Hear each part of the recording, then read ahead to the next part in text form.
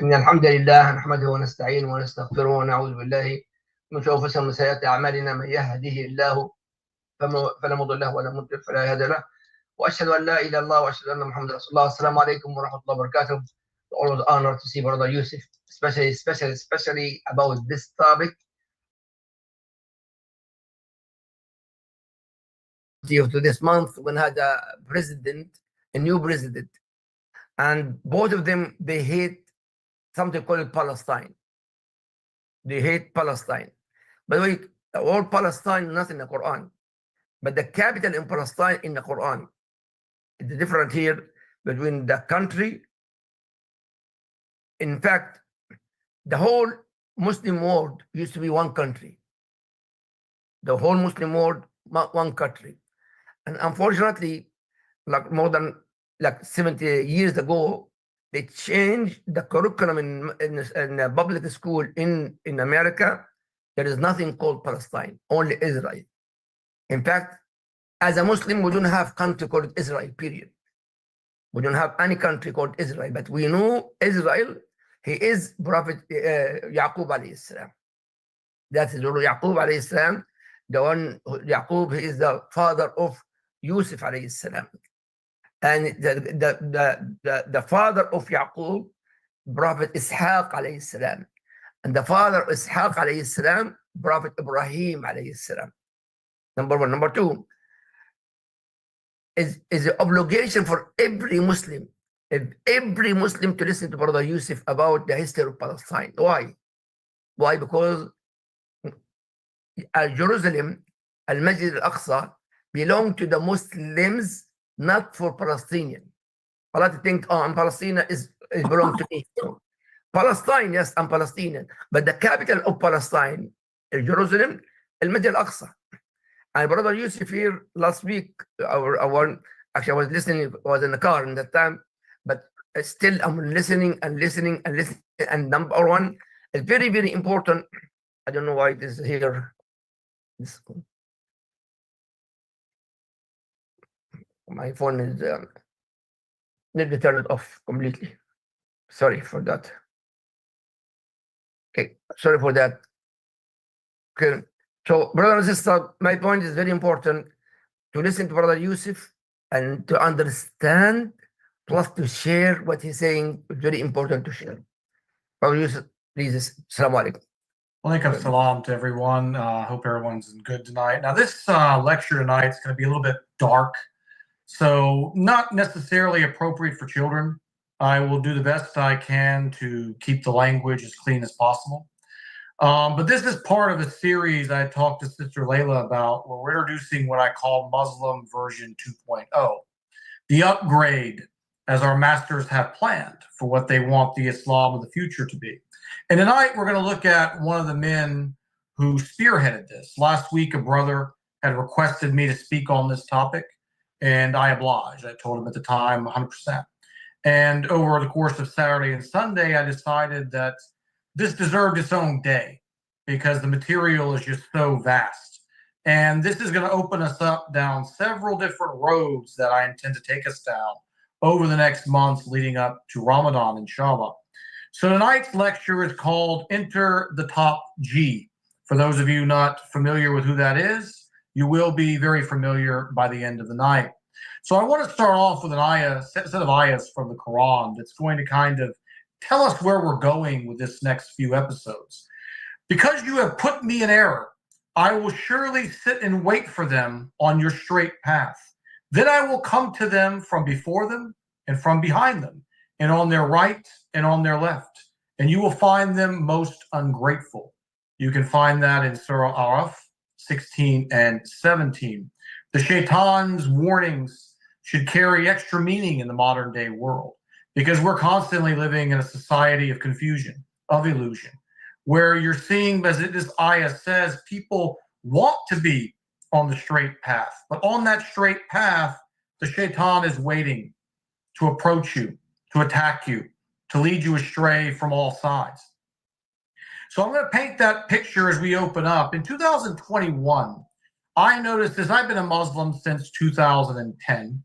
So in 2021, during my period of keeping up with social media and the goings of Islam in the apologetics community and the momentum, we had a lot going on for us. Western youth, and in particular from my community, white Western youth, were turning to Islam throughout Europe, throughout America, in record numbers.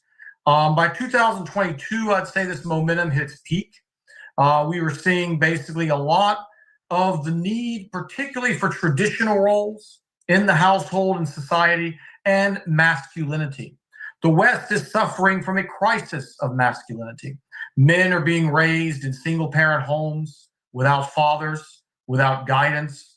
These men are growing up to be 22, 23, and they have no clue how to be a man. They're being taught in the school system that the traits of a man are weak, that men should abolish their masculinity. We are living in an increasingly gynocentric and feminist society. These men have low prospects nowadays of even finding a life partner or wife. This has all been perpetrated from the highest of highs to basically destroy the fabric of Western society. We are seeing men now more than ever turning to drugs, pills, video game addictions, pornography.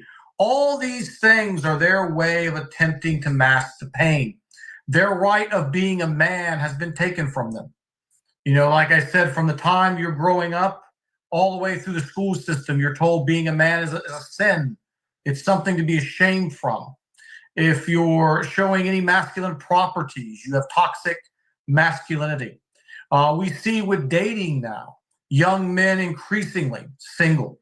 And we're not condoning the Western standard of dating, but in a culture so open like the Western society is, it's very telltale, where people are having more zina than ever before at any time in human history. They're having more access to nudity than any time during human history. But yet you're seeing among young men in the West, 80% of them in some studies in their late 20s are identifying themselves as single. We see suicide rates for young men continue to peak around the time of COVID. The lockdowns did a major toll, on young men. And we saw the suicide and drug dependency rates during the COVID pandemic even higher than they were traditionally. Again, these left out youth, they were seeking balance. They were seeking normalcy. They are looking for a world that made sense, and Islam was resonating with their hearts. And I noticed, as I mentioned, this peaking around 2022. You were seeing people turning to Islam, as I mentioned, many shahadas. I saw so many shahadas, some done by the man who's with me tonight, gracing us with his company. So many shahadas, done in the masjid here where I am, of Western men, white men, African-American men in particularly, old and young, but a lot of young people were coming in. This is obviously not what they want. And as that opening ayah suggests, you want to find the straight path. Along that path, there is going to be some challenges. And then something started to happen, in 2023. We started witnessing a ton of, I call them mysterious conversions, filling up the social media. We were seeing so many people now converting to Islam. People you may have never even heard of 2 to 3 months prior, all of a sudden are larger than life. One of the individuals, of course, we're talking about tonight, but there are many others. So we saw all these social media influencers. I can't even name how many there are. There's just so many. I just saw another one today, a female doing videos about Quran and Sunnah with makeup, no hijab, with other things revealed, typical Western style clothing, and being presented as some revert authority on Islam. And this is all setting us up, again, as I talked, for Muslim 2.0. So people have, before we move on, this idea, and this all stems from the backlash against the newspaper industry and later on the television media, that people view television media as justifiably so, and newspaper print media as being completely controlled. They knew Hollywood, for the most part, people were starting to discover this, was completely controlled. But people till recently still believe that these social media personalities that you never even heard of a few months ago, and now all of a sudden they're everywhere. They've got hundreds of thousands of views, hundreds of thousands of subscribers, in some cases, millions. They still hang on to this notion that these people are somehow independent, that they are just hardworking. They worked hard and they put the videos and they hustled and they knew the algorithms. It's all a load of nonsense, as we are going to see. Every few months, as I said, a new one rises from nowhere. So uneducated, impressionable youth see these influencers as experts in these fields. Why not? They've got millions of views. They've got a camera in front of them. They become the ambassadors of these viewpoints. If I want to learn about Islam, I'm going to go to this guy, or I'm going to go to this person. If I want to learn about politics, I'll go to this person or that. And it'll become immediately identifiable to someone who's new, impressionable, and uneducated. Oh, that Islam, that's what Andrew Tate does. That's what he believes. That's what Sneeko believes.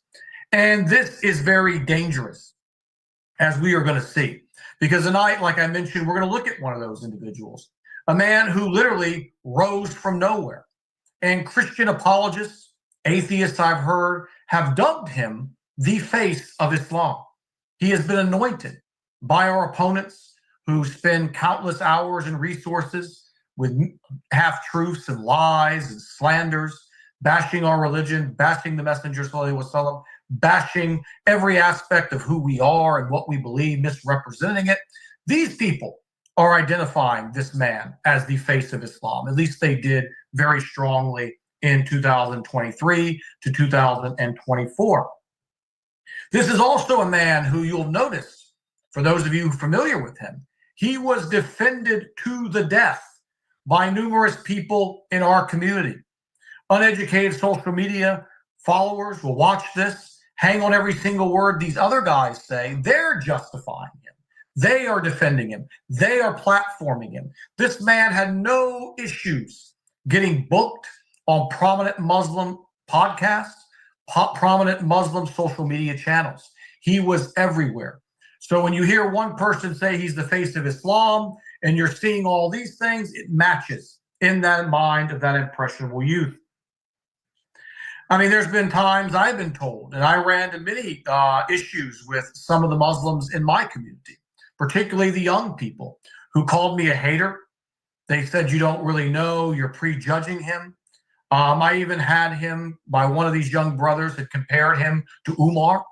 We are going to see the life of this individual tonight and see if that is a fair comparison. I think you know the answer.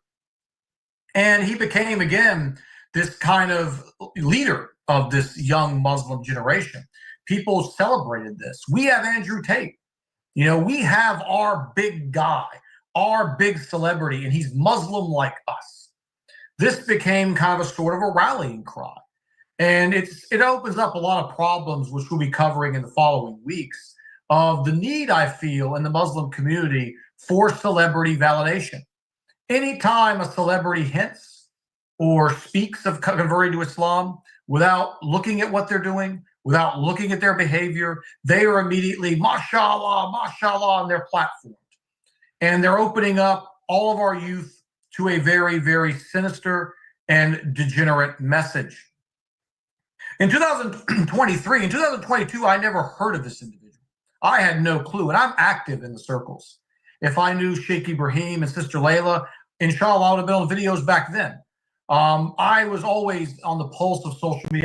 I never heard of this guy until the summer of 2022. That was the first time I ever heard his name. And then within a matter of months, I saw him everywhere. By 2023, he was the third most searched man in the world on Google. The third. And again, Islam, that's what Andrew Tate does. We're talking major clout here. Only Donald Trump, and I cannot remember the other, I think it was Taylor Swift, had actually had more searches during that period of time. He was third. So many people were just hungering for this man and what he had to say, and they were hanging on his statement. As he famously said, if you book me, you're guaranteed 1 million views for your podcast. So how did he get so famous? How did he acquire so much wealth? We're going to get into all of that here. So for all these troubled youth that I highlighted in the opening, Andrew Tate promises something. The youth that seeked Islam for the masculinity, for the traditional roles, were guided to him. He sells himself as this champion of male virtue, champion of male values, of being tough. And a lot of the things he says are true, are rooted in truth, but hidden by numerous, obviously, falsehoods. He convinced these men that careers in the sciences, in engineering, in any type of job was for losers. Your father is a loser. Your uncle is a loser. Hell, the Prophet ﷺ, by his standards, would have been a loser. Umar would have been a loser. The only way you're not a loser is to be a social media influencer and an entrepreneur exactly like him. The only way to obtain a wife or any affection from the opposite sex, a prospect of marriage only in our religion, has to be like him. Well, what kind of man is he? Let's see what they do, here, as I could say. So you've got, again, there's a need, there's a desire, there's a vacuum. It has to be filled. These young men are looking for somewhere to go. They're lonely. They're down and out, because of the world that was created by the exact same people who made Andrew Tate the third most searched person in Google in 2023. So you got problems, you're looking for solutions. Here it is. How big is the problem at this time among the youth? In 2023, we're going to look at a survey here. 500 Australian teenage boys were asked. 28% of them professed to looking up to him. 36% found him relatable. Another British survey, British males 16 to 17 would find him positive to the tune of 45%. Almost half of the British men asked about this man in 2023 saw him as positive. In other studies, they found that 21% of 7 and 11-year-olds between that age demographic, 1 in 5 knew who this man was. 43 to 53% of your 11 to 18-year-olds knew who he was. So for the older people here, if you don't know who he is, it's a very good chance your children do. And it's a very good chance they are being subjected to the poison that we are going to talk about later. Correlations were also established in another study between the horrible and down view of marriage and relationships by people who had listened to him. People who listened to him viewed women as predatory. We're going to talk about that later. They're only here to steal your money. They're evil. You must flip it around on them. And you must control and enslave the women. I lie to you not. We're going to look at the quotes. We're going to look at the words right out of the horse's mouth later on that one. Also, they were 5 times more likely, youth who watched him regularly, to believe that violence against their fellow man was justifiable. Hurting people was okay because you were showing your masculinity. So you see again how this works. Masculinity is attacked. Good qualities of masculinity, which we're going to discuss. Let's fill that vacuum. Let's give them this fake, phony, anti-human version of masculinity, again, to fill the place. So the next section we are going to be looking at, where did he come from? We are going to be looking at the people who are behind him. We are going to look at his ideology. We are going to look at his websites. And then we're going to end that section looking at his conversion to Islam that happened in the end of 2023. We are going to progress there and look at him post-Muslim. And we are going to see, did the behaviors, attitudes, activities, did they change? Did Islam change this man? Or, again, going to my original points, was something more deeper taking place here? So what we know, Andrew Tate was born December 1st, 1986 at the Walter Reed Medical Facility in Washington, D.C. Now, those of you who know me or familiar with my work, I'll be getting into a lot of this in the future. It is amazing when you look at entertainers and actors, particularly songwriters and musicians, band members, that the amount of them who come from military backgrounds, it is too much to ignore. So we find this gentleman here born of a military father named Andrew Tate. He was basically in the military along with his wife, Eileen Tate, who was a catering professional. His father, what we do know, was an international master of chess, and he would grow up in Chicago and later be raised in Goshen, Indiana. Now, one of the things of Andrew Tate, very similar to Barack Obama, he was born of biracial roots. And one of the big traps that the Zionist-controlled media uses is they love people who are biracial because they really can just eradicate criticism of them in two simple ways. If you're a white person who criticizes Andrew Tate, you can be called a racist. If you're an African American or a person of African descent and you criticize Andrew Tate, you're a sellout. See how that works? And it's, again, very, very clever. They use this to perfection during the Obama years. He is able to generally say, again, anything he wants, and these always serve as a way of safeguarding and protecting him. He would claim, and this is, again, we're establishing his credibility or lack thereof, he would make several claims on video of his high IQ. It's one of the big things. You've got to listen to me. I've got one of the highest IQs in the world. I'm one of the most intelligent men that you're ever going to meet. He says he's the youngest state champion, and he was beating routinely 12 to 16-year-old players while he was the age of 10. Well, there's a problem with that. Chess championships, like any other type of sport, they have recorded records. There they exist. You can look it up. You can see, again, that this is completely fabricated. He never competed in any of these tournaments. Some of the tournaments he claimed did not even exist. And the only record they had showed that he lost to 3 out of 5, tournaments. He later, of course, admitted that he quit chess and moved on to other ventures. So already, again, fabricating of the past. He initially said that his father was not in the military. After being cornered on this matter, he later had to say, yeah, my father was in the CIA. No problem there. But he was one of the good ones. That kind of is really where it went. So after his parents separated, his journey, which would take him to stardom, took him to England, the home of his mother, and to Luton in particular. It's here where he would grow up and become educated and, of course, obtain his first charges of rape and his first bout with superstardom. So again, young Andrew would begin this kickboxing career. And this is where he kind of really got known. In 2005, he would actually retire in 2014. Unlike his chess career, his kickboxing championships are verifiable. He did win 4 of them. During his time, he also worked mysteriously for television and advertising in that industry for himself, which is highly suspicious when you look at the fact that he was a kickboxer. He was someone who was now being involved with television, media, advertising, honing his skills later on that he would use. Now, he would formally start his passion in the mid-2010s. So we're looking around 2015, 2016. What was that passion? Pornography.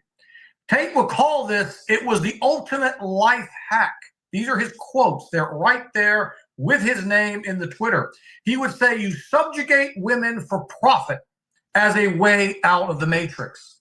So his concept of the matrix, based loosely on the film going by the same name, is that we all live in a control system, a control grid that forces you to go to college, become a family man, raise your children. All this is the matrix. Obviously, he goes on to talk about government control in the banks, a lot of the stuff that is actually true. He will sprinkle that stuff in with the falsities. But the ultimate way out is to subjugate women and get yourself out. And that will become the theme of his work for the next 10 years, was all about how to manipulate and control women. He would start his cam business around this time, which became his main, how he got all this untold amounts of wealth that he's been able to accumulate. He would start off in, small, his girlfriend, his brother's girlfriend, they ended up getting to about 75 total cam girls in his peak. Now, what are these cam girls? They basically would perform, obviously, nudity, sex acts, sex simulation on video for men. Andrew Tate would later admit, it's on all recorded, that he actually was the guy operating the keyboard while these women were talking to the men. He would be sitting there while these women were doing what they were doing, and he would be typing, on his keyboard, telling the men all kinds of perverted and sexual related things and fantasies and all of this, whatever's good for business. He was willing, obviously, to do it. Now, he still wanted to get even more fame. He knew that in order to go to the next level he wanted to go, he needed to get more known. The kickboxing is not very widely followed. It's not like professional boxing or MMA. I couldn't tell you, obviously, any kickboxers right now. Currently, it's not very famous type of sport. But he would get on a British reality show called Big Brother, undoubtedly through his television advertising contacts. And he would only last on the show for a couple of days. Now, the official reason they let him off the show was they found a sexual recording, pornographic film of him and his, at the time, girlfriend, where he was choking her and hitting her with the belt. Now, this video is out there. I don't suggest anyone watching it, but it has been verified. It has been there. I've not seen it. I've seen still shots, which was enough, and the official release or reports on that. Tate claimed it was consensual. No charges were brought to him by the female. So needless to say, we probably believe it was consensual, but it was cover for something that was going on behind that was a little bit more serious. There were multiple rape allegations stemming in the UK, claiming that Andrew Tate had strangled and sexually assaulted a woman. This case would be closed in 2019. The details are pretty much impossible to find. Whether it was a settlement, who knows? But this is the official reason that his television career on this reality show was cut short. So at this time, almost immediately, Andrew realizes, I need to go somewhere. The West is too strict, as he's going to tell you. So he moved to Romania. Romania being a poor country, lots of eligible, unemployed women, ripe for the picking. They wanted to grow their cam business here, and he felt that this was the best possible place. Tate would also admit, I'm not a rapist. I just like the idea of being able to do whatever I want. So when asked why did he move to Romania, he tells you right there, I came here. I didn't do it. But if I want to, I can do it in Romania because I will be able to do whatever I want. He's talked about this at length in numerous videos. He said, in Romania, I love the corruption. I can tickle the palm of the police officer with some money, and I'm not going to go down for anything that I do. So he had to take his business away from the UK into Romania. And he would continue doing so-called God's work here in Romania. In 2019, he would launch what he called a PhD course. And that's not the traditional PhD that we are familiar with. This PhD course, the official name is the Pimping Hose degree. This was a course that he would charge $450. And the premise would be how to take a girl who wants to be your girlfriend, who wants to date you. She's enthralled with your wealth. She loves your social standing. How to take that energy and get her to be a sex slave for you. This is what you would get if you went into Andrew Tate's PhD course. How step by step. And he would even go through in the chats and go through and tell you, I got this girl. This is what I did here. This is what I did here. He'd break down the scenarios, explain to these young, frustrated men, this is how you're going to do it. So at the beginning of his popularity in 2021, he would take this and really institutionalize it. He put really some amazing muscle, behind this operation. He would launch Hustlers University. In Hustlers University, for a $50 a month fee, you could learn crypto tips from supposed experts. You could learn drop shipping, copywriting, other businesses making opportunities for yourself from his team of experts. He would amass at his peak during this time 168,000 students. For $50, that's $8 million a month. So, when he's peaking at that, you can say that he's earning between 8 million all the way to about 5 to 8 million, depending on the fluctuations there. This program has also been cited by many people who are there, filled with scammers, other improprieties. Now, he's recently changed the name of Hustlers University to the Real World. He repackaged it. So a lot of the people who go there and pay that $50, again, it's a carrot on a stick. He's dangling the dream. You want to be like me? You want to have the body, the women massaging you 24/7. You want to have the cars. This is how you do it. You come to my website, you pay the $50 a month. You're going to learn how to make all this money by copywriting, by drop shipping. You make some money there, definitely, but not that kind of money. But again, it was false hope. He was selling a dream to these impressionable, vulnerable young men. Later, as we're about to see, a lot of them Muslim, men as well. We're learning these things. So the concept comes from all of this of Tateism. Bravado, image, wealth, massive amounts of young men. They're dying, again, to be part of this. They want this. Andrew Tate's philosophy works. Look what it did for him. They would constantly show testimonials of other young men. Look at how far they've come in their lives, different members of his organization. Men believed this was obtainable. So Andrew Tate launched something more sinister. He called it the War Room. And the War Room would cost you a whopping $8,000 per year to be a member of this War Room. Now, the War Room was sold as being the creme de la creme, the peak of the peak. This is where the top men in the world hang out. You could be a member of the War Room. And here you would gain a deeper understanding of his ideology, but also members of the War Room who later realized it was a sham would share something else quite important. Who was actually behind this? Who was the real architect? Was it Andrew Tate saying all these things, creating all this content, or was it someone else? Now, War Room chats that are available online, several researchers have gotten members anonymously to take screenshots, and they leaked a lot. We're going to look through a lot of that content later today. So this whole thing was premised, again, of teaching young men how to manipulate good girls. They liked good girls, they said. They wanted the Christian girls. They wanted the religious girls. They wanted particularly virgin girls, as they would highlight, and turn them into sex slaves. And this is when I started studying him, and I came across this. The first thing before I got to what I'm going to unveil later, I said this stuff is direct CIA mind control, 100%. When I was watching and reading these chats, being familiar with it, I said, this guy's got to have somebody behind him. This is too sophisticated, for him. And it's what we call Pavlovian conditioning.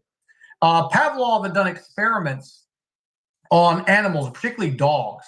And what he had found was that if you rang a dinner bell and you brought the dog his food, the dog would start to salivate, obviously, at the sight of the food. You would do this 4 to 5 times. And by the 6th time, you'd ring that bell again, but you wouldn't bring the food.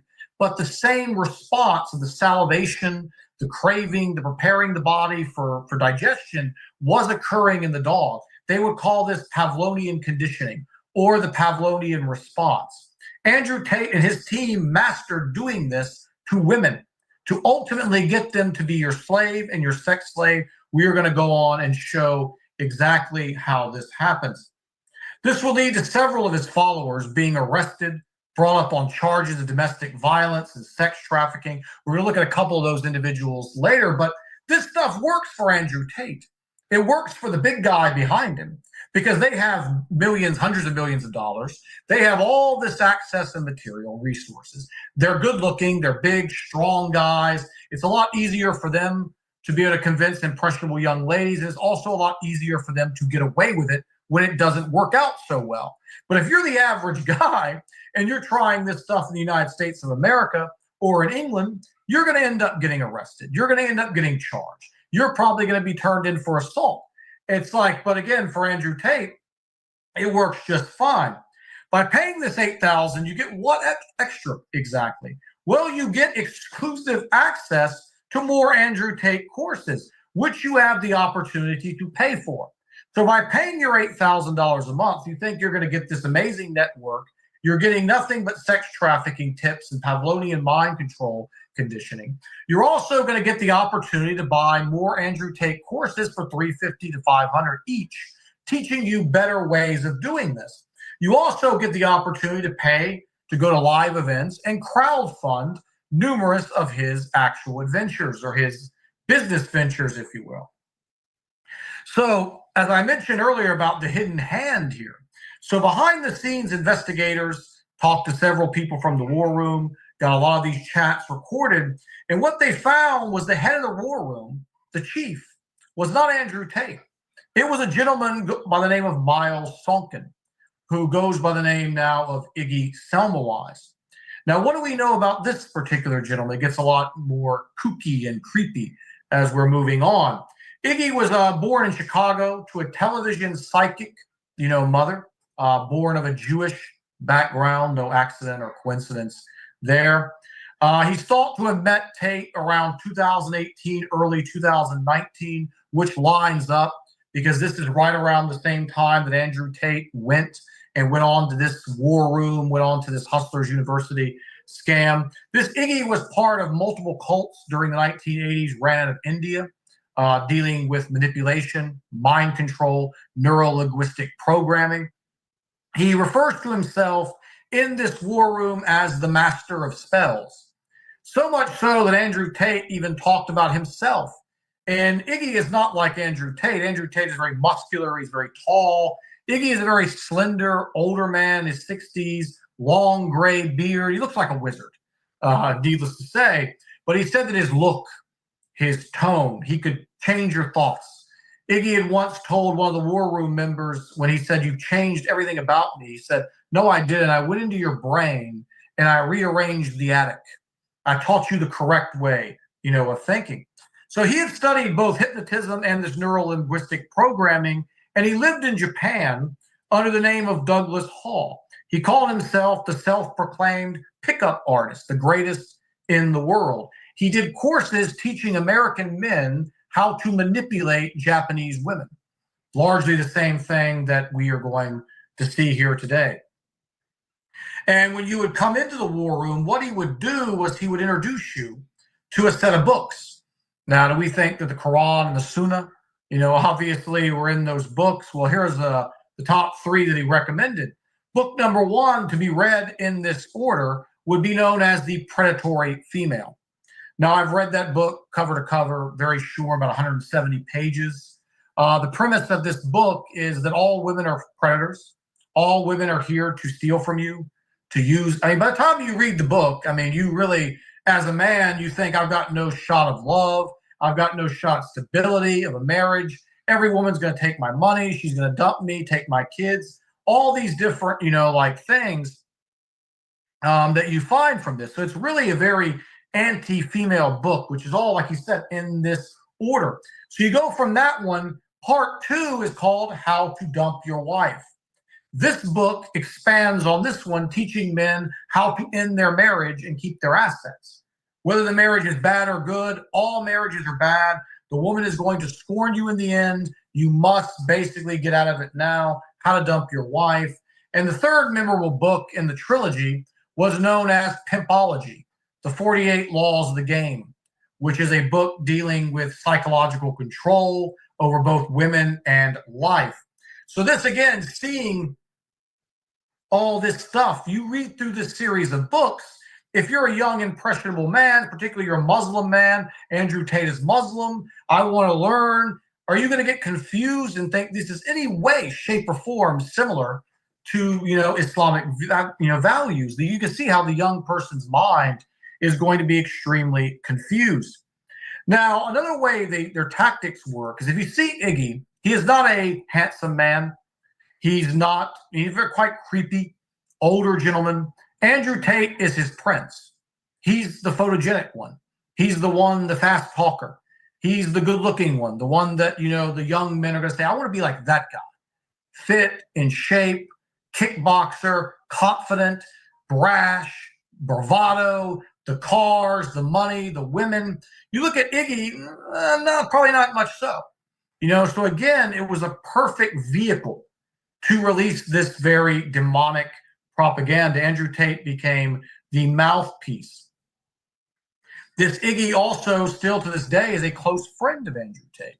Iggy often said and called for the genocide of Palestinians. And not only that, he said genocide the men and do what with the women? I think we would already gather by now, looking at these men's character, make them slaves. These are quotes that have been recorded from him. And Andrew Tate continued to socialize, be photographed with this man long after his Islamic conversion. So you imagine here a supposed Muslim man is best friends and business partners with a man who says genocide the Palestinians and enslave their women. So again, we get on to documented chats. The final goal of this Tateism, as defined by Iggy in recorded chats, was to turn women into what they call the FSS. This is the key goal of life. Not finding Allah subhanahu wa ta'ala, not being the best person, not making your community better. No. The ending goal of life is FSS. What is that? Female sex slavery. This is the end goal. And again, the other aspect of him is another recorded statement that he said, here I quote, "I take it as a sacred duty to remove all money from the pockets of idiots. And that is exactly what I train men to do, is to develop a skill set to liberate money from the pocket of idiots while they smile and hand it over happily." So female sex slavery, taking the money of weak men. See the circle here? Weak men come to Tate, they give him their money, right? This guy's saying right here, this is our goal. And yet the men keep coming. The circle keeps continuing, always searching for a fresh crop of young, weak, depressed, down and out, no purpose in their life, emotional men, guide them, to this. The Tate empire would continue to grow during this period of time. He would be supported by numerous members of the right-wing establishment, Alex Jones being one. Alex Jones would do his best to go visit famous podcasters that he attended to get Andrew Tate on. The more Andrew Tate was on, the more people sign up for the classes, the more they sign up for Hustlers University, the more they go to the war room, obviously. He was in turn offering these men sexual favors from the numerous women who were working in his residency. Obviously, it was a kind of a quid pro quo, relationship, as we call it. Another character was a very big conservative blogger, goes by the name of Mike Cernovich.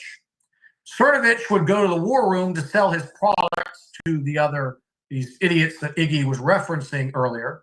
If anyone's familiar with this guy, I don't recommend looking it up, but his sexual degeneracy and perversions are well documented online. He's not someone by any means who is a role model.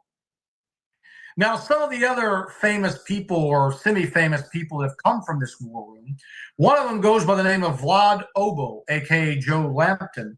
He's been recorded as saying, "Beat her up. I slapped every female I was with because I'm me." What masculinity this is. Build a life where you don't slap people because it's a choice, not because you have to. So you want to build a life where you don't slap people as a choice. You want to make it to where you don't have to, but you always have, obviously, the option. These comments were roundly applauded and celebrated, obviously, by Andrew Tate, all on record. Vlad would go on to brag that he milks his girlfriend for more money, and he used Andrew Tate's treatment of this as the standard. What Tate told him he did, he said, "I copied it. It worked amazing." And then he says, "I'd rather kick the ass of the female with a stack of cash that she made me." And again, aren't these guys' statements, compatible with Islam? I mean, for any, and we're going to get to this in a minute again, for any Muslim person who platformed this individual, this stuff is not hard to find. You just got to have a will and a determination. Vlad would continue to brag in these war room chats about using Facebook profiles to lure girls in, build his image. He would basically, what he would do was get all these fake pictures of girls, pay women to be around him, and then he would market that. So the young guys would see it. They'd come to the war room. They'd come to Andrew Tate. I want to be like this guy. This guy did it. He learned from Tate. Look at him now. So it was, again, more psychological programming.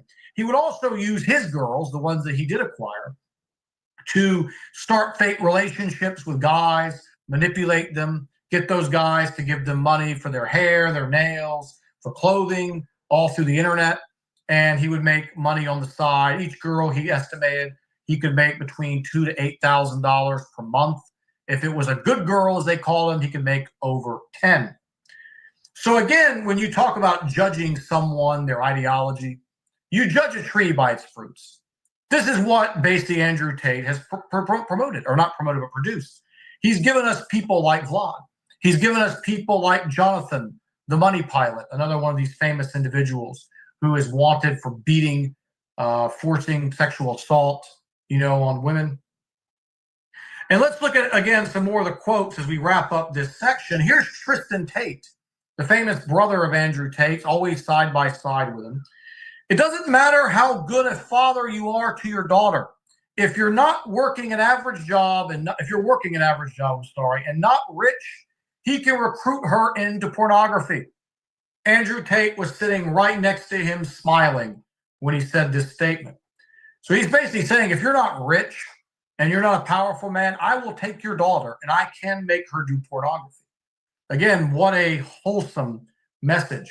He's on camera numerous times encouraging men to take the virginity of young women, and how promiscuous they are, encouraging men to manipulate them and turn them into the whores that they supposedly despise. So they're claiming in the core of their message, all women are like this, but then encouraging to take the good girls and also turn them into this. Tristan also states he uses violence and control over these webcam models or they will run away. So apparently he didn't read the mind control too well there. And that his mind was blown that more men don't do this. He's shocked. Why are more men not doing this? Why are they so stupid? Why are they so lazy? Why are they not like us? Another quote here, this one's from the king himself. I make porn. I made so much porn that I made millions. You consume porn. I'm God. This is Andrew Tate. I'm God. You're a bleeping loser. Learn how to make money by making porn here. Then he pitches, obviously, his website. Now, since he's converted, he still said those statements. I am God. And when cornered on this, he said, oh, that's just how I talk. I don't mean it literally. But you see him right here basically saying, I own you, I control you, you consume my pornography, I'm God over you. There's no other context that you can take this statement. Another quote here, everyone wants to be friends with a pimp. Doubt me. I have assets every man who's not a hating bleep wishes they had. And the next best thing to being me is knowing me. And the next quote, I don't even think I'm going to read. It is so laced with profanity. And he's basically saying all women are whores, pretty much. And they're obsessed with it. And the only reason you're mad is because you're not like him. And they're not doing it with you. Just 2 weeks ago, he's Muslim at this point. He says women are sex workers. Their primary job now is to find one customer, call a boyfriend or husband, to pay for their entire lives in return for, you can insert the blank there, it's a sexual term. If they fail at this, they do OnlyFans or porn. The same game with more than one customer.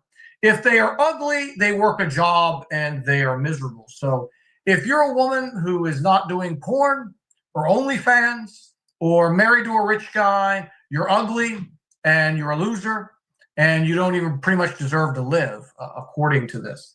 Now, in relation to that, I want to talk about what I saw when I was preparing this presentation. I saw a video from a young lady in Gaza, and she was teaching these girls in the rubble. I mean, she set up a classroom in stone. And for this man to say such filthy and nasty things, this woman was a sister. She was a mother. She was an inspiration. I mean, self-sacrifice, spending her time being creative, how to educate these kids in the middle of this disaster, in this tragedy where a lot of them don't even know where the next meal is going to come from. I mean, that's a true sister in every sense of the word. And she may have not had the beautiful facial symmetry and all the makeup and the plastic surgery that Andrew Tate supposed 10s, as he calls them, but she was a 10 in here. And, again, to speak on all women in this way, I mean, these are your mothers. These are your sisters, both in Islam and literally, I mean, your daughters. I mean, it's just beyond, because Allah subhanahu wa ta'ala has blessed us as men to be the caretakers and controllers of women. We are made to be strong. We are made to be the head of household. And when the men become weak, the women get preyed upon by the men who are not weak, but the men who are sinister. And we as men have failed in our jobs, a lot of us, as husbands, as fathers, and role models, and whatnot. We are going to be judged, in the end of the day, as men in how we take care of women. All these guys, they want to brag, about how they're strong men because they manipulated women. Men are supposed to be strong. We are supposed to be charismatic. We are supposed to be the ones that women look up to, not this, piece of trash that we've been covering so far. So what Iggy has created here, and Andrew Tate, is basically immortalized in Surah Baqarah 102, when it speaks to the angels Harut and Marut. And they're teaching magic basically to the people. And Allah subhanahu wa ta'ala, in his genius and his foresight, as only he could have, mentioned something very specific about the nature of this magic. It was to cause a rift between the husband and wife. And you see these guys are the living embodiment of what Allah subhanahu wa ta'ala is talking about here in verse 102 of Surah Baqarah. They are using this magic, this manipulation, these tactics to divide husband and wife. Because again, if you read those books, it's all about population control and making men miserable. Globally, the Zionists want the population down. Check.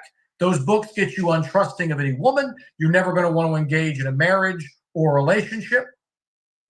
And then secondly, to use women as property to break the bond, breaking up the family, and again, the fabric of society. This is the essence of what these men are bringing. So I want to ask now, so he converts to Islam in October at the end of 2022. And we're going to see in this brief section here, did his behavior change? So I started seeing Andrew Tate in the summer of 22 walking around with a Quran. He recently started this kind of trend in his videos of glorifying Islam. But what Islam was he glorifying exactly? He was glorifying the Islamic stereotype that you get from Christian apologists that they've been using for decades. Sex slaves, multiple wives, violence. He famously stated, I like Islam because if someone insults you or disagrees, you can kill him. He famously said Islam is awesome because you can have all these women at one time. So again, selling the worst images, the lies that you get, not covering the responsibilities and the dignity of those in the polygamous households, but no, turning it into something dark, sleazy, sexual, just exactly out of the pages of the Christian apologists. So he's stating this is why he liked Islam. This is what brought him in, was you can kill people, you can have all these women around you and all these different, things. So during the height of his sex trafficking charges, we're not going to go into whether he did or not. I think we pretty much have already established who he is and what he was about.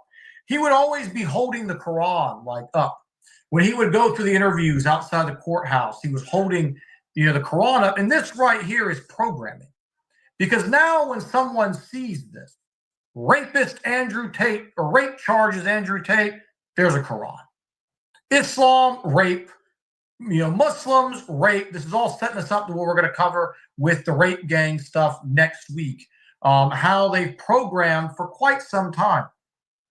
He always wanted to make sure that when he was up there, you could see, look, he's got the Quran. Can you see it? There it is in English, right in the middle. Muslim rapist. The online Muslim community, would they react to this? How would they react to this? MashaAllah. Andrew Tate, alhamdulillah. He's Muslim. And they lined up, like I mentioned in my opening. They platformed this man. Almost every Muslim podcaster, influencer, show host was eagerly lined up. And still, most of them defend him to this day. But a lot of them, what they do is it never happened. They don't mention him. They ignore it. They want you to forget. But we're not going to let them forget. We're not going to let the audience of these men forget. So did he change? Shouldn't we judge intention? Absolutely. If someone has lived a life of blasphemy, of sin, of violence, and they convert to Islam, we should, judge them by their intention initially. But when we have all this action after this, it's pretty safe to say we're looking at your actions. We know your intentions because you're showing them. There was in April of 2023, alhamdulillah, this sister anonymously, she was a Pakistani woman who lived in Europe. And what she did was she, like me, was questioning him from the beginning. So she found out, she went and tried to register for his PhD course, his pimping hose degree. And what she found was it was still open. This is 7 months into his conversion. The pimping hose degree course up and running, the content staying the same, all those activities we spoke about earlier with all those quotes still being said. And guess what? She was attacked by Muslim men. They called her names. They were using, even I saw some of the comment sections on some of her videos. They were calling her stuff that Andrew Tate was calling her. She's jealous. She wished she could be a sex worker for him. And these are supposedly Muslim men. We don't know. There's a lot of bots out there, but she was taking a lot of backlash. You know, oh, you shouldn't judge him, sister. He's new. He's learning. You know, we're not asking him for an advanced fiqh ruling here. I think anyone who's read one surah in the Quran would know that the activities I described earlier are haram. And he said that he was in jail in 2022. He read the Quran every single day. So he's acknowledging that he supposedly studied, right? Not going to work here. So after this point, we've seen, since he's been Muslim, videos of half-naked females massaging him in their underwear, videos of him in his underwear, videos of him doing exercises with alcohol being prominently featured. One, there was whiskey bottles. I guess he's new and he didn't know alcohol was haram either. I guess he's new and didn't know that a Muslim man shouldn't be sitting in his underwear.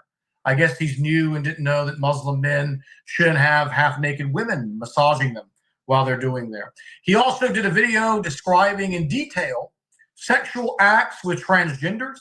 He's done videos since this point calling himself God, and he's done videos calling Muslims who are asking him what he's doing. He's called them crybabies. Shut up, you're blocked. I don't want to hear this. You're harassing me. So we've seen that type of thing. He continues to promote vice, materialism, zina. He's arrogant, constantly demonstrates no lack of humility whatsoever. All the antithesis of traditional Islamic manners. He's misrepresented Islamic teachings, stating that basically Jesus is the Son of God in our religion. Again, you don't have to be advanced here. You don't have to read the works of Ibn Taymiyyah, as Sister Layla was mentioning before we went live tonight. You don't have to go that far to know that that is not an Islamic teaching. Now, he attended the Orthodox services for his brother, where there was a priest in the background with all the shirk and the blasphemies being said there, had no issue when confronted on it, was very hostile, blocking people. You know, again, he also, really key statement here, he slipped, I think. He referred to Allah as a concept in a famous interview. He was called out for this and backtracked on it. But he said Allah is a concept, not acknowledging Allah is real. He was saying that Allah as a concept keeps the bad people good.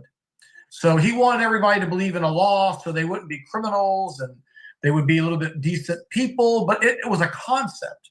So basically, indirectly denying the existence of Allah. Now, again, were there any Muslims, influencers, prominent ones that condemn this? Only a few that I've seen.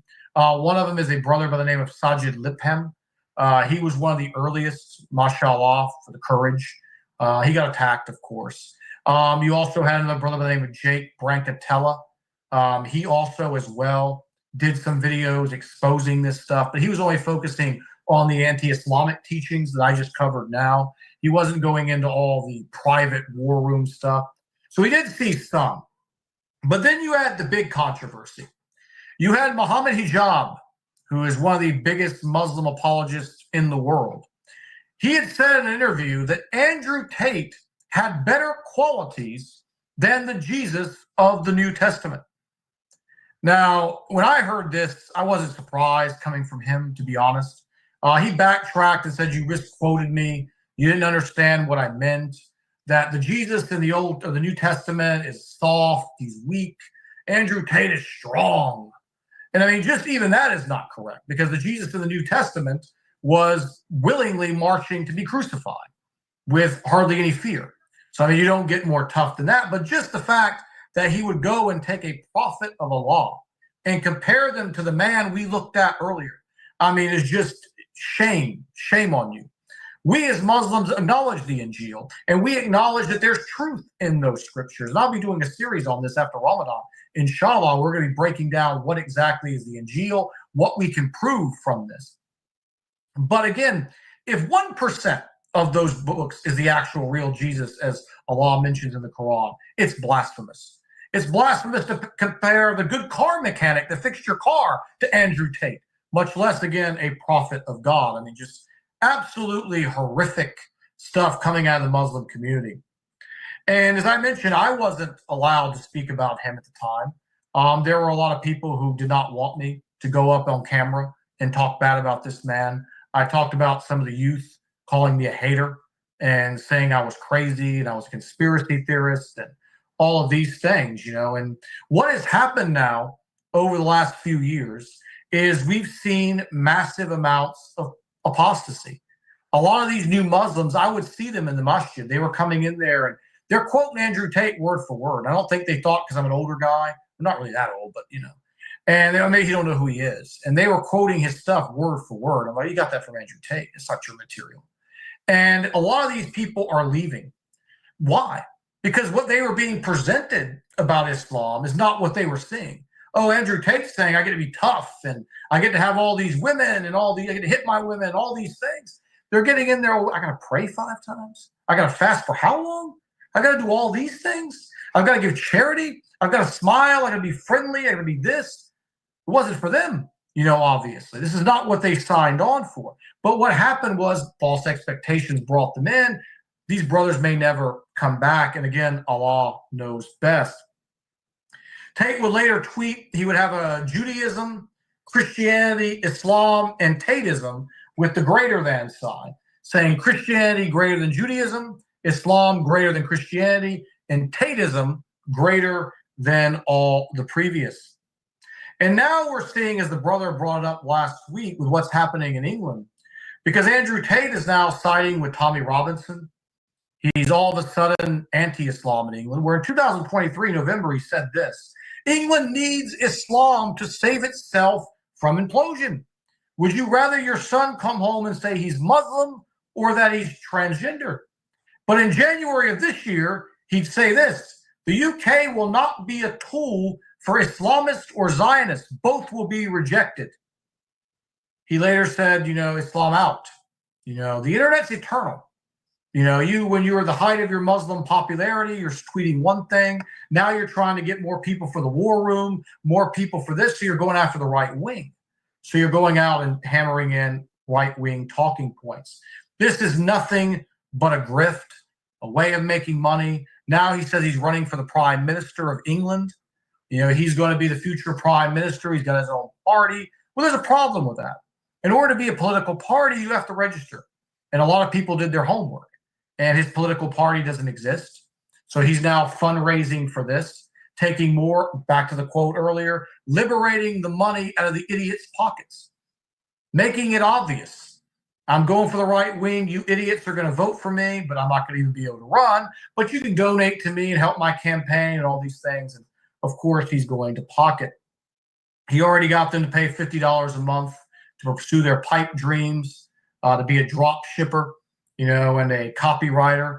He's got you to pay $8,000 for his war room, only to find out you got to buy more courses, you know, from him. So now just donate to his campaign. He's come up with a fake crypto coin called Daddy, which has no value. He's rug pulled his investors on that. And I want to leave our close on this with, again, all these Muslim influencers that supported this man have all, again, gone quiet, most of a lot of them. You know, let's not forget them. And we're going to talk about them over the next few weeks and months, who these people are. You can go to the internet and you can see it. The internet's eternal. You can see every one of these Muslim influencers that platform this man. It opened our children to his poison because they know, the Zionists, the ones that control, when they set propaganda, it's not for the old folks. We're set in our ways. It's not for the people in their 30s. You know, it's for the kids. It's for the 10, 11, and 12-year-olds. That's who they care about. They don't care if me or Sister Layla or Ibrahim, Sheikh Ibrahim, I'm sorry, if we disagree with this. They're going for your children. And as I went with those numbers earlier, just how high a percentage our children know who this man is. My kids know who this man is. I never taught them who he was. It's just how prominent a figure that he was on the internet. And we can never forget who these influencers are, who platformed this individual and who opened the door for the shaitan to come right in and misguide them. And on that, I will close. Thank you, Sister Layla.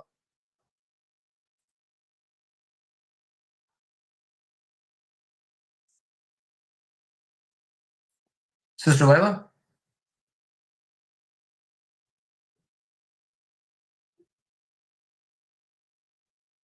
We have a couple of comments here. One of the young brothers here says, what makes it, how twisted are we as a nation that a man from a background like this, a man of this caliber, can move in and become a social influencer over other Muslims? He said, what is it with our nation today that we fall for pretenders like this? And our own people used our religion against us. I was always told, you are judging him for intention. This is a major sin, brother. This is a major sin. They used our own goodwill, our own commandment from Allah and the Messenger sallallahu alaihi wasallam against us, saying that if you dared to judge this man, you were judging his intention. When I just put out the post quotes, I put out the pre quotes, they are exactly the same. But these phony leaders, a lot of them are on the take, a lot of them. And that's the biggest hard red pill that our community has to follow, or has to swallow, I'm sorry, is a lot of these people work for them. They are only Muslim in dress and words only. They are here to lead you astray. And that's why I opened up with the ayah from the shaitan. You're on a path of righteousness. Your heart wants to be righteous. Here comes all the different attacks from all the different directions. And our community was complicit in this. They defended this man. They called people names, like the sister I mentioned, the Pakistani sister. They called her names. There were gatekeepers for this man. Anytime you said anything, they just destroyed you. They attacked you.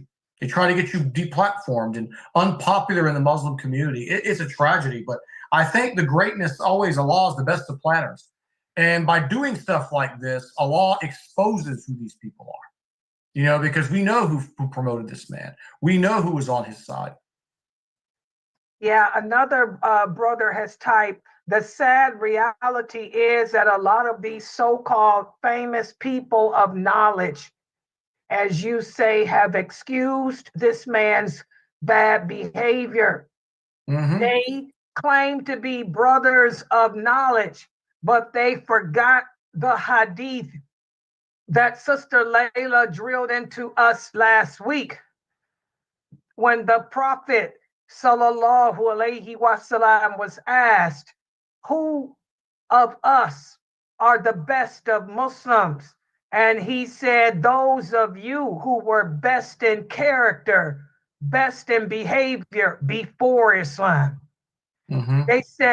He said, wait a minute, I'm reading it. He said, this man had terrible behavior before Islam.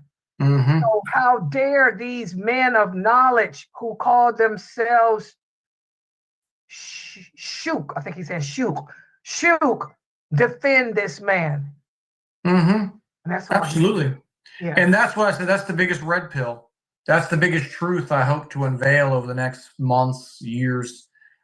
Is exactly, once we make that jump, most people aren't prepared to make that jump because it just paints everything a little bit more darker, I think, than they want to realize that these are intentional. They're doing this for their own careers, for their own money. They don't care. Islam is a job. It's a game. It's an act, for a lot of them. Now, some of them, I do believe they're so caught up. There's a few of them that I believe were so caught up in their studies and they're not savvy on social media. And they hear a celebrity converts and they're happy. They're thinking with their best intent, something, goodness against us again, that's some of them. But the big prominent ones, no, absolutely, they knew. and they were doing this intentionally. This is about creating Muslim 2.0, which is going to be the theme of the next few weeks as we move on and on and on.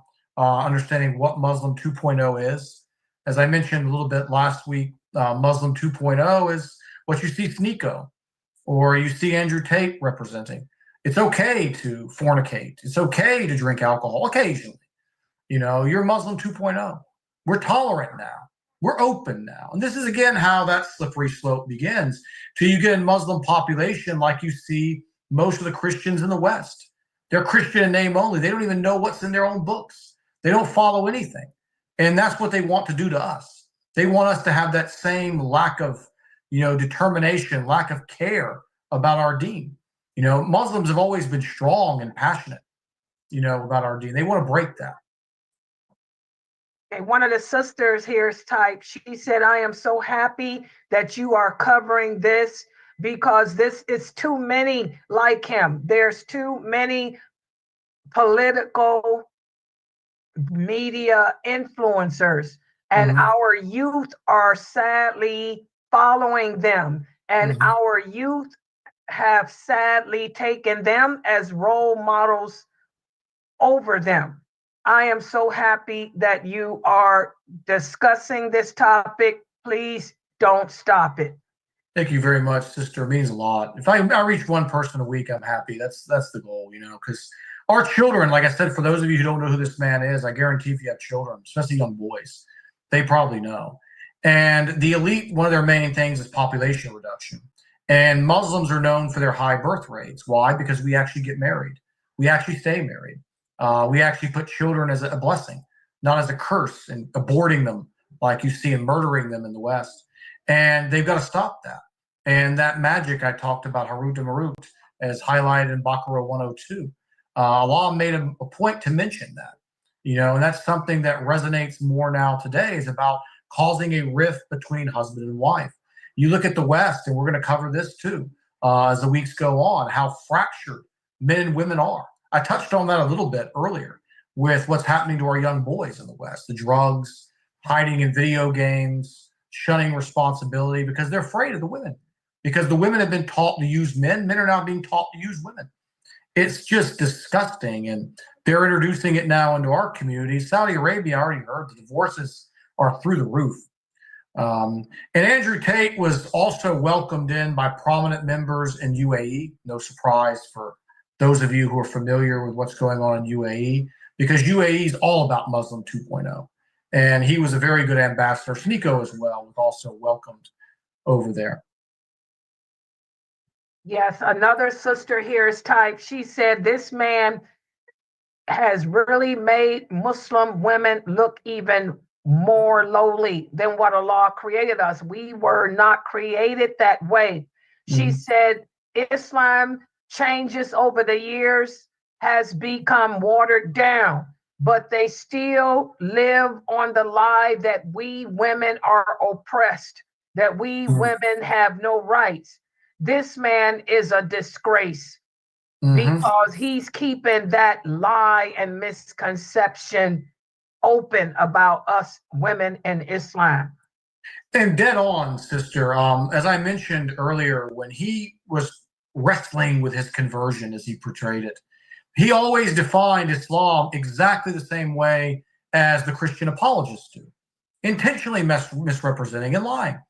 Oh, I get to be in bed with 3 women at the same time. This is the religion for me. That type of stuff.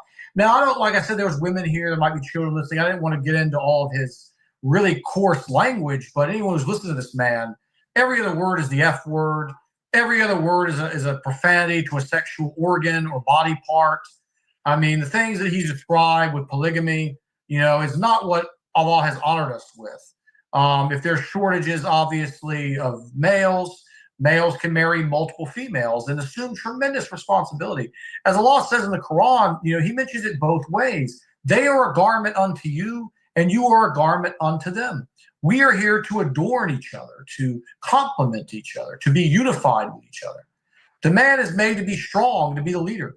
The woman is made to be kind and calm and nurturing. I mean, it's a perfect balance.